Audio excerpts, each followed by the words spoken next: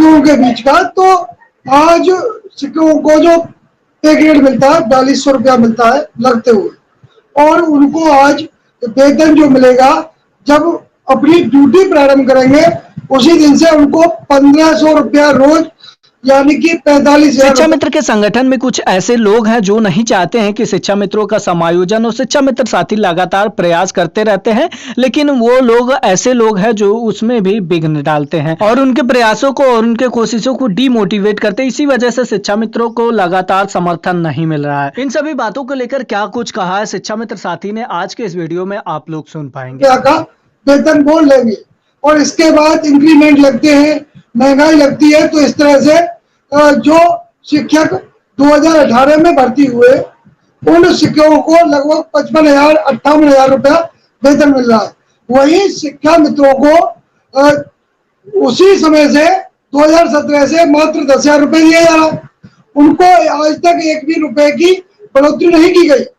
तो सरकार जिस तरह से शिक्षा मित्रों और निदेशकों का खून चूस रही है, यदि कोई कार्य विभाग द्वारा दिया जाता है तो उसमें शिक्षा मित्रों, अनुदेशकों, सहायकों सबका नाम लिखा जाता है कि उक्त काम सभी को करना है।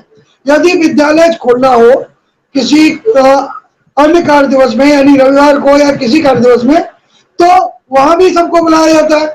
लेकिन जैसे ही वेतन की बात आती है तो वेतन के नाम पर सरकार को साफ सूझ जाता है। और जिस तरह से सरकार हमारा शोषण कर रही है, हमें नहीं लगता कि यह सरकार, जब तक इसके ऊपर वोट की चोट नहीं पड़ेगी, जब तक इसको लोकसभा में इसको वोट के द्वारा ये नहीं दिखाया जाएगा कि शिक्षा मित्र क्या चीज है, अनुदेशक क्या चीज है, ये सरकार सुधरने वाली नहीं है। ये तो हम भली बात ही जान चुके हैं। हमारे बीच में कुछ जयचंद हैं जो हमारा धरना, क्योंकि 18 अक्टूबर को होना है, प्रस्तावित है, तो उसके लिए तमाम सारी पोस्टें हमारे व्हाट्सएप ग्रुपों पर घूम रही है कि सरकार ये करने वाली है, 18 तारीख को ये मीटिंग होने जा रही है, उससे पहले 27 सितंबर को ये हुआ, इस तरह से हुआ, फलाना हुआ, ढेका हुआ, आप नियमित होने वाले हैं।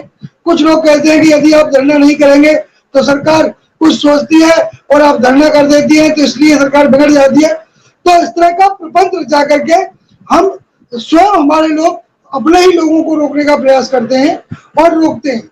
यदि हम जिस तरह से शिक्षकों का धरना पिछले विगत दिनों में हुआ है पुरानी पेंशन के लिए, और उस पुरानी पेंशन के धरने से, उस शिक्षकों के धरने से सरकार को सोचने पर मजबूर कर दिया गया है कि इनको यदि हमने पुरानी पेंशन नहीं दी तो बीजेपी का 2024 में डिब्बा गोल हो जाएगा।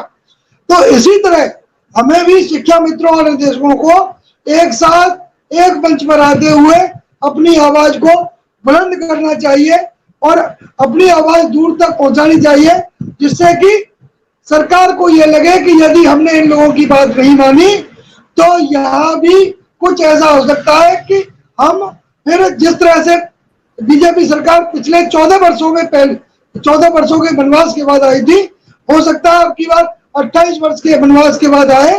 तो इस तरह का हमें एकजुटता दिखाते हुए अपना सामूहिक प्रयास करना चाहिए और सरकार की नाक में नकेल डालनी चाहिए जब